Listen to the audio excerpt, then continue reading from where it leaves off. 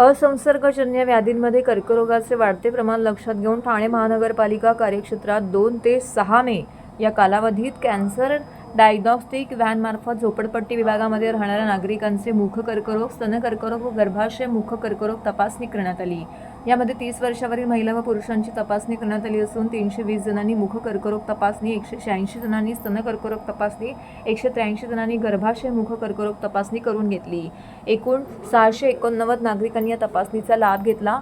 4 February या जागतिक कर्करोग दिनाचं औचित्य साधून आरोग्यमंत्री प्रकाश आंबेडकर यांनी कॅन्सर डायग्नॉस्टिक व्हॅनचं उद्घाटन मुंबईमध्ये केलं होतं। ही व्हॅन संपूर्ण महाराष्ट्रभर फिरणार असून 2 ते 6 मे या कालावधीत ठाणे महानगरपालिका कार्यक्षेत्रात या व्हॅनमार्फत तपासणीचा दौरा आयोजित करण्यात आला होता। 2 मे रोजी रोजा गार्डन या नागरी प्राथमिक आरोग्य केंद्रामध्ये व्हॅनचं उद्घाटन ठाणे महानगरपालिका उमेश बिरारी, वैद्यकीय आरोग्य अधिकारी चेतना नितील व माता व बालसंगोपन अधिकारी वर्षा हेमंत ससाणे यांच्या उपस्थितीमध्ये करण्यात आले।